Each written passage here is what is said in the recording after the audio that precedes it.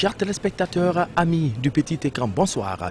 Bienvenue dans votre émission École guinéenne sur la télévision nationale. Ici, à Prima Santa se déroule la semaine du numérique. Élèves, étudiants, sociétés, ONG, tous présents pour exhiber leur talent dans le domaine du numérique. Et un véritable rendez-vous de donner et de recevoir. Chers téléspectateurs, nous vous souhaitons du plaisir en compagnie de la télévision nationale. Suivez. Prima Santa a servi de cadre durant 3 jours d'affilée à l'organisation de la semaine du numérique. Une semaine qui a permis aux étudiants, entrepreneurs, ONG, sociétés de montrer leur savoir-faire à travers des démonstrations pratiques et des innovations dans les technologies de l'information et de la communication. Parmi les talents qui ont émerveillé le public guinéen, on peut citer la structure Mago Technologie dont le slogan est d'étudier autrement. Cette dernière a mis l'outil informatique à travers sa plateforme éducative et instructive à la portée du système éducatif guinéen.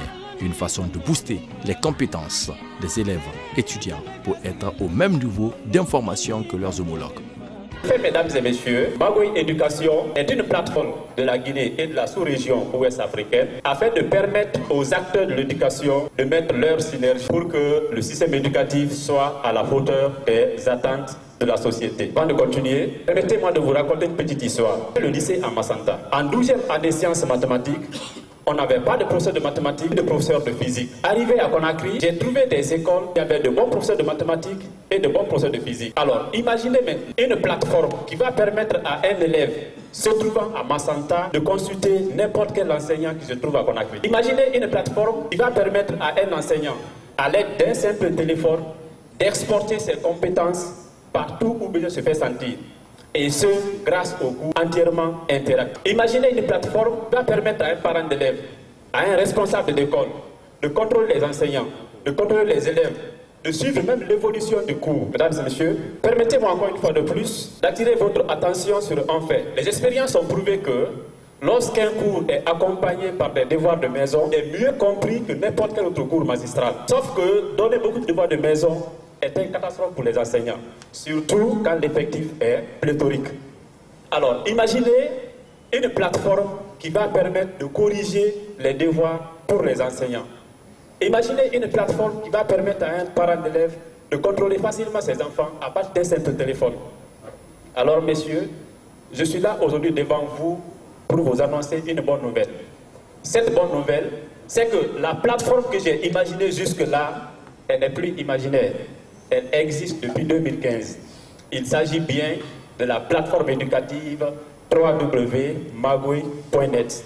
Il y a des dizaines de sujets. Il y a des dizaines de sujets comme ceux dont je viens d'évoquer qui y sont disponibles. Que vous soyez apprenant à la recherche d'un outil qui lui permet de s'auto-former, ou que vous soyez un enseignant qui veut vendre ses compétences ailleurs, ou qui veut se débarrasser des corvées de la correction des faits d'évaluation, ou que vous soyez parent d'élèves, responsable d'école, qui souhaite contrôler ses enfants, contrôler ses enseignants, suivre l'évolution des cours, Magoy peut vous aider. Et mieux, on ne s'arrête pas là. Nous cherchons toujours à améliorer notre niveau de standard et de qualité.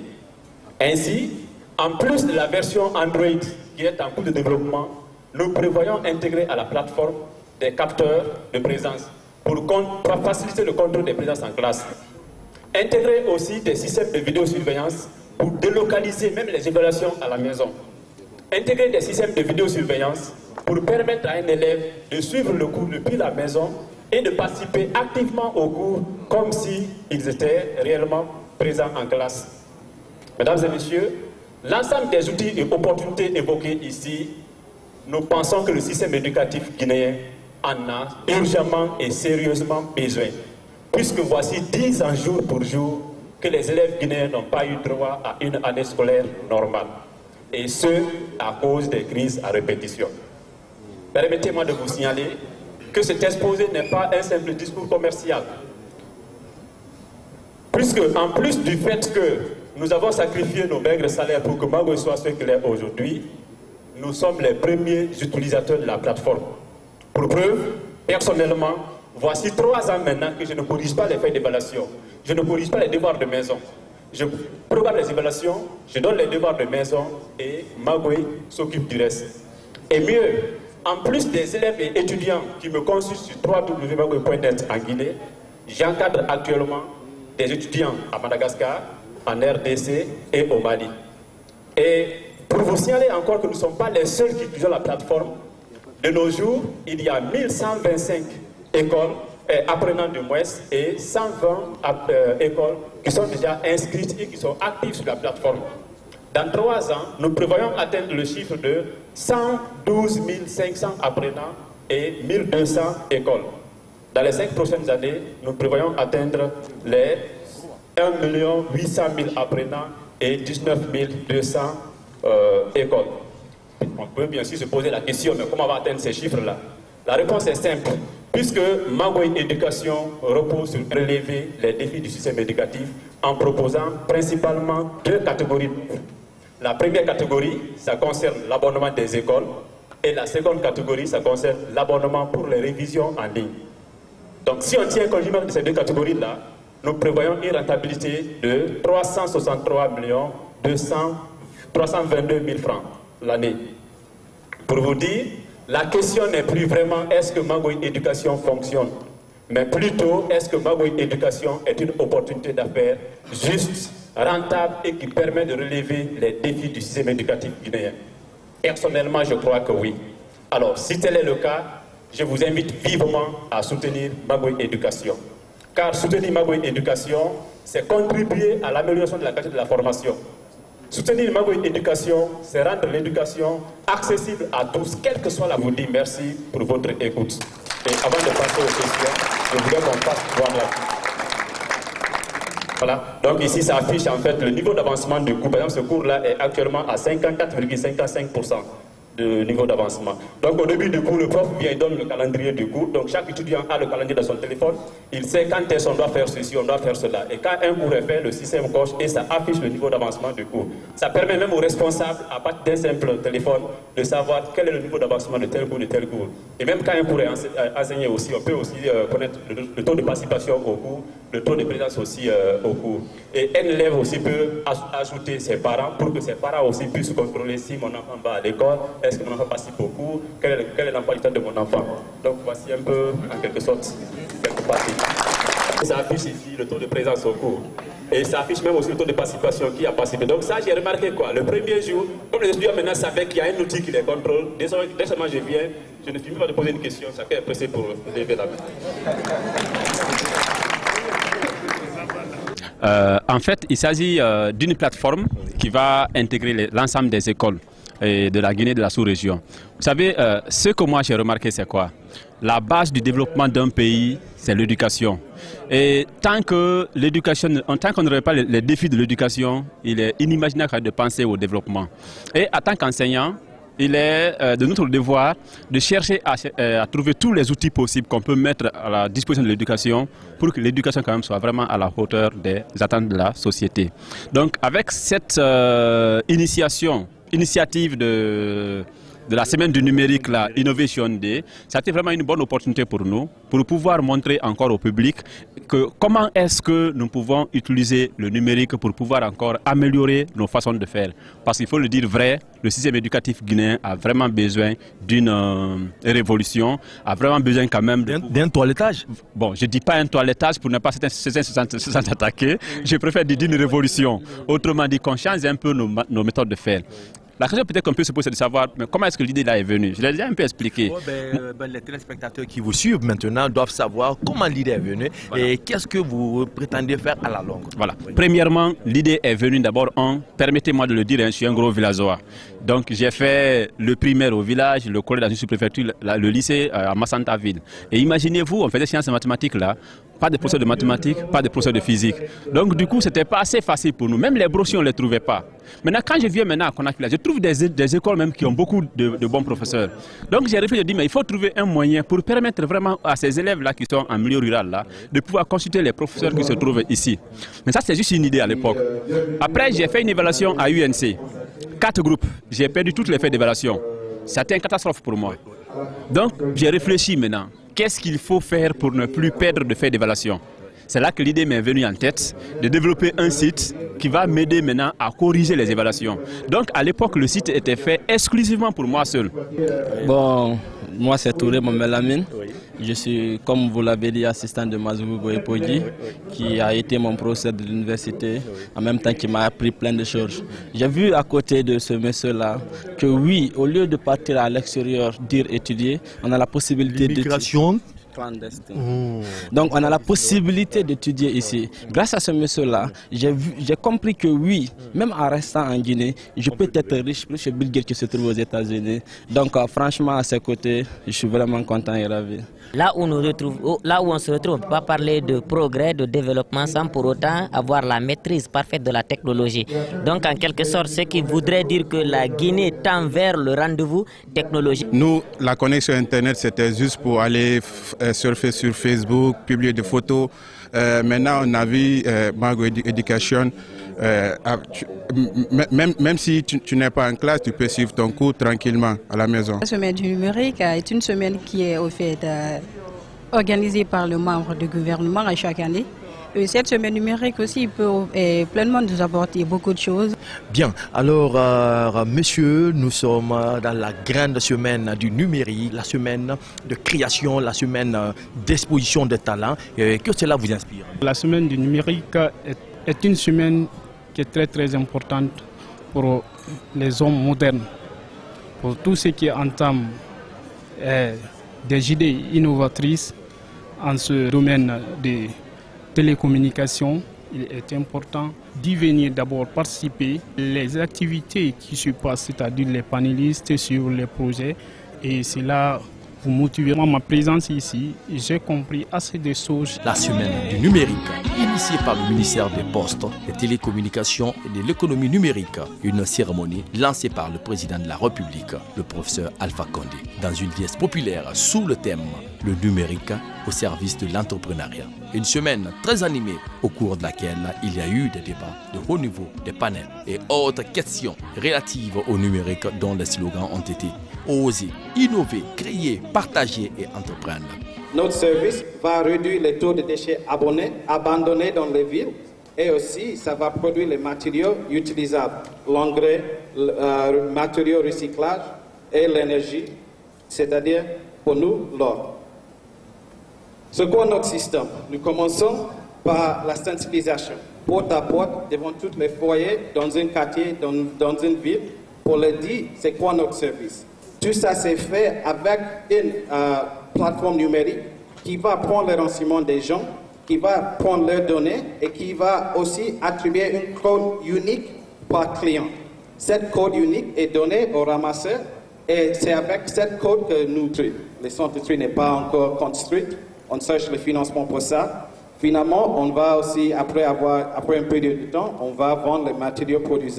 Les deux photos en bas, c'est un essai qu'on avait fait à Cancan. Alors, comment ça marche notre application, notre plateforme en fait? C'est une plateforme qui est live maintenant, mais comme c'est une plateforme plutôt pour les entreprises, ce n'est pas tellement utile pour donner l'information aux gens. Moi, maintenant, on utilise pour notre 650 clients. Moi, je rentre dedans. C'est mon nom qui est là. Et voici les premières choses que vous voyez, c'est nos clients dans la base.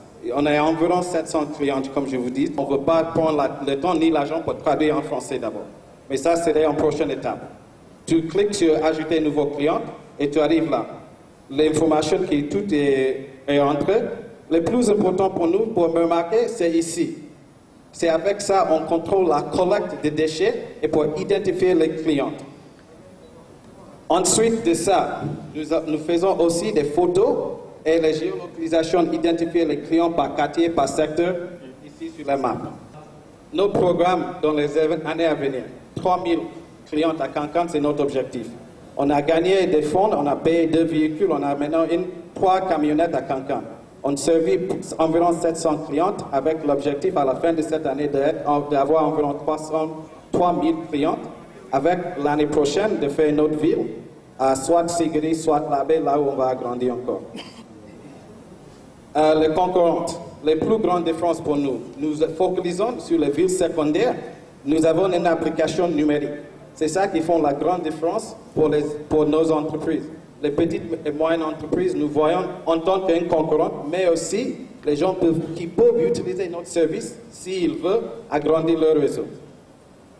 Impact. Nous faisons des impacts dans plusieurs manières. De un, nous créons l'emploi. De deux, nous donnons 200 kilos d'engrais aux agriculteurs.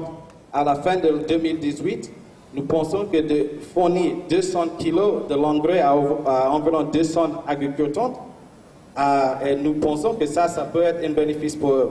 Les emplois créés et aussi les tonnes de déchets ramassés par mois qui seraient enlevés dans la ville. Pour le moment, on fait juste les décharger. Pour votre première question, une petite histoire de le projet. En fait, je sais que c'est pas proprement français. Vous dites déchets à l'eau, ça doit être, à mon avis, c'est déchets de l'eau, selon ce que les gens m'ont dit. Mais à la base, j'étais... Déchets en eau. Déchets en eau, oui. En fait, j'étais dans une classe à l'université à Columbia et mon prof m'a demandé de donner un nom. J'ai dit, bon, je n'ai pas un nom, alors on disait déchets alors. Juste comme ça. Mais l'idée est qu'on prend les déchets pour créer quelque chose de valeur. Je sais que, surtout à Cancan, il y a l'eau. Alors, il y a une autre manière d'avoir l'eau. Mais à présent, nous sommes avec une des lauréates qui va tout à l'heure se prêter à nos questions par rapport au projet présenté. Alors, le projet s'appelle Balal Bank. Ceux qui ne comprennent pas Pulaar, Balal signifie aide. Alors, c'est une plateforme numérique dans le domaine de microcrédit et financement participatif pour l'aide au financement des projets agricoles. Les porteurs de projets agricoles vont sur notre plateforme soumettre leurs projets. Et après, puisque c'est un investissement participatif, plusieurs investisseurs peuvent financer un même projet. Après financement, après récolte et vente aussi, ils sont prêts maintenant au remboursement. C'est à eux de voir maintenant si l'investisseur, s'il peut financer un autre projet ou il prend directement son intérêt. Les populations cibles, c'est les agriculteurs, les coopératives agricoles et les entreprises agricoles. Alors, le message que j'envoie à la population, c'est qu'ils n'ont qu'à faire confiance à Balal Bank pour que Balal Bank prospère. Parce que si Balal Bank est là aujourd'hui, c'est pour la population. C'est pour les agriculteurs qui sont en manque de financement. Ils ont envie de faire des choses incroyables, mais par faute de financement, ils n'arrivent pas à le faire. Alors Balal Bank est là pour vous aider. On va vous trouver un financement et après vous nous remboursez. Ils n'ont qu'à juste soumettre leur projet sur la plateforme. Et après, nous étudions le projet en étudiant sa faisabilité et en vérifiant son budget. Et si tout est OK, on valide le projet. Après récolte et vente, ils seront là les 10%. Il y aura 10% d'intérêt pour l'investisseur. La notoriété et le développement des entreprises nécessitent de plus en plus l'utilisation des outils numériques, d'où son implication dans la création des entreprises, des sociétés et des ONG. Le numérique est un facteur de croissance de l'économie. Des profondes mutations induites par le numérique influencent aussi la croissance économique. Vous le voyez là, c'est un certain nombre de jeunes qui se sont réunis au fait pour créer quelque chose d'utile pour toute la population. Imaginez-vous dans un pays comme... Comment l'appelle-t-on? Nous l'appelons le ténor. Le ténor, c'est le nom de la machine. Ce sont différentes machines qui sont conçues pour usage public et qui répondent exactement à certains besoins. Dans un pays où nous avons environ 70% d'analphabètes qui ne peuvent pas utiliser le numérique, nous avons pensé à leur donner quelque chose qui peut leur utiliser.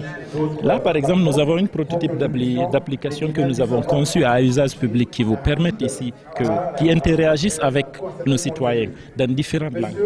Vous venez dans une mairie, par exemple, vous êtes directement accueilli par l'application qui me demande une mairie, que ce soit les mairies dans des hôpitaux. L'ensemble de l'image ici répond parfaitement aux différentes langues que nous avons. La personne peut les utiliser dans sa voix qu'il veut, il est accueilli. Et il sélectionne les différentes langues qu'il veut. Il sélectionne le soussou par exemple.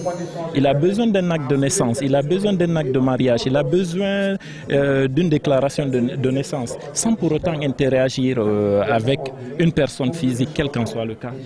Il entre juste et là, lorsqu'il rentre juste, il sélectionne le milieu dont il veut, le domaine dont il veut, et le saisit et imprime le papier sans qu'il n'ait besoin d'une autre personne. Il peut imprimer différents papiers, et aussi un papier virtuel pour que directement il ait à déposer le papier, ou bien un papier physique pour que lui l'utilise. Comme la déclaration de naissance, comme les formulaires virtuels, comme les papiers, les formulaires de papier. Il est automatiquement débité pour simplement aller rentrer chez lui.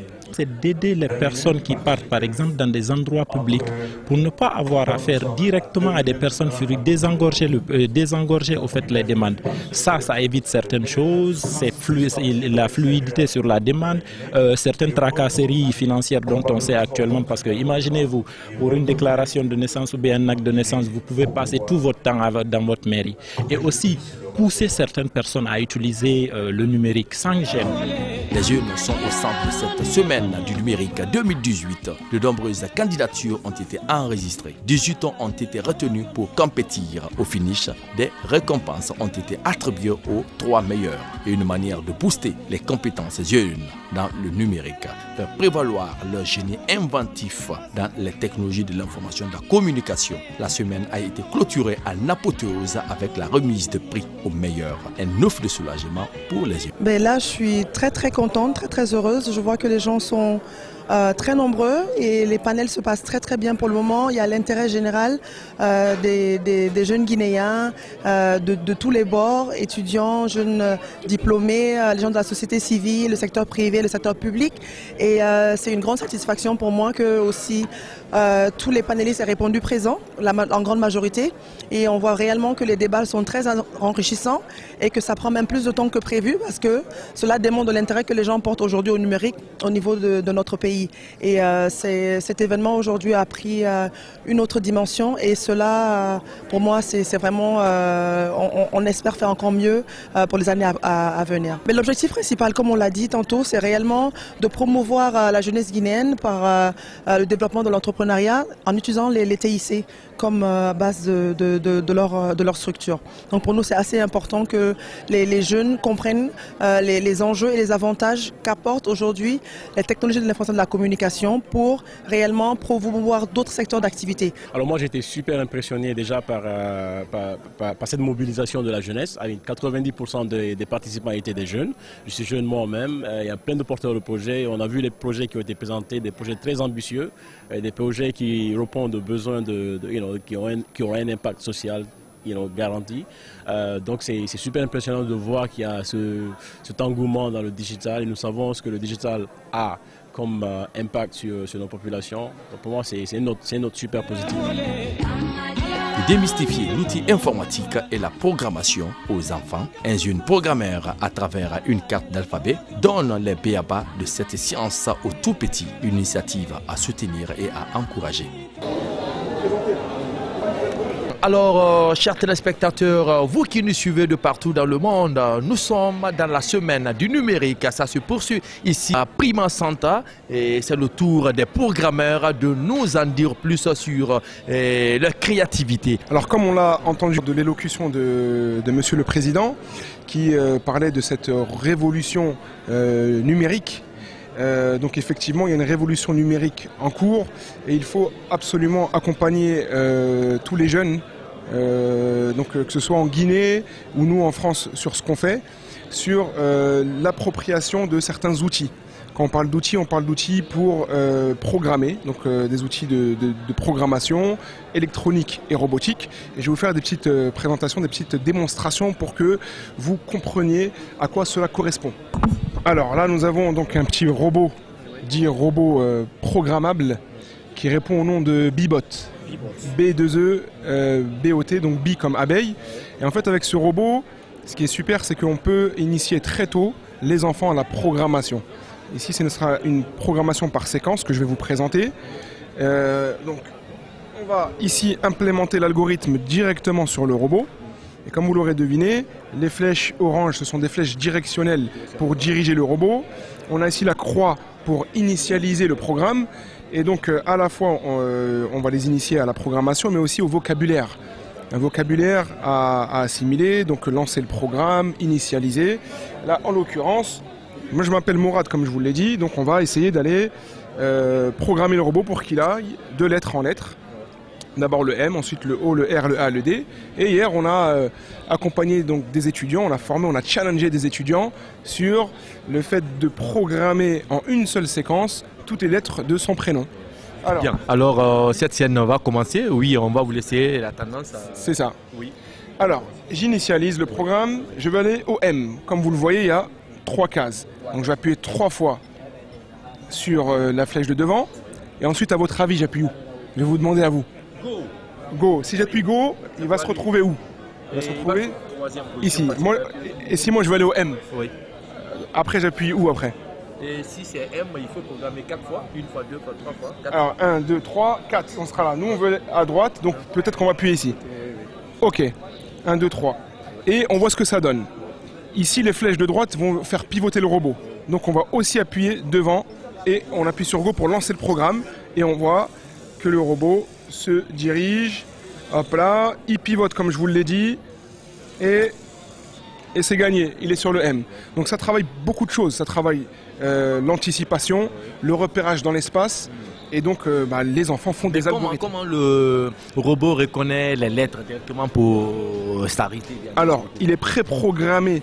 En fait, vous allez faire ça en Pascal ou bien en C+, ou bien quoi? Non, justement, en fait l'idée c'est de faire de la programmation pour les enfants, donc on s'affranchit de tout ce qui est syntaxe, langage, on parle surtout pas de langage C, Java, etc. Là on parle de programmation par séquence. Et là je vais vous montrer de la programmation graphique. Donc après la programmation dite par séquence qu'on peut appréhender assez tôt, donc là on parle de la maternelle, c'est 3, 4, 5 ans. Maintenant, je vous présente un logiciel de programmation dite programmation graphique, programmation par bloc, qu'on peut prendre en main dès la primaire, donc à partir de 8, 9, 10 ans. Et bien entendu, aussi après, au collège, au lycée. Donc ce logiciel-là, il s'appelle Scratch. Scratch, c'est un logiciel qui a été édité par le MIT, la grande université de Boston, qui est gratuit. Donc j'incite tous les jeunes Guinéens à le télécharger, à l'installer et à le prendre en main parce qu'il se prend en main assez facilement. Donc là, il y a un algorithme qu'un jeune Guinéen, un jeune étudiant guinéen a fait, qui fait que quand j'appuie sur la touche espace, le lion avance et change de couleur. C'est un petit algorithme assez simple qu'il a fait en quelques minutes. Ensuite, ce qui est super, c'est qu'avec un autre logiciel qui est très similaire, on peut sortir de l'écran et programmer des robots, dont ce robot-là que je vais vous présenter là tout de suite. Donc, ce robot est fait à l'aide des capteurs bien. Il y a des capteurs, il y a une carte électronique qui s'appelle carte Arduino, d'accord, qui est à l'intérieur. C'est une carte pour initier aussi à l'électronique, vulgarisée bien sûr. Et puis après, il y a des servomoteurs et puis plein de composants qu'on monte. Et donc l'idée c'est toujours pareil, c'est s'initier aux technologies numériques. Et puis là, je vous fais une petite démonstration rapidement. Donc là, c'est le même principe. On a l'interface ici, on programme par bloc. Et là, j'ai programmé assez simplement, assez facilement, une télécommande. Voilà, le fait que quand j'appuie sur la flèche d'avant, il avance. Quand j'appuie sur la flèche en bas, il recule. Là, il pivote à gauche, pivote à droite.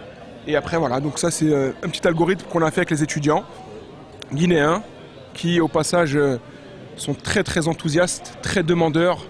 Je ressens beaucoup de potentiel et de demande surtout.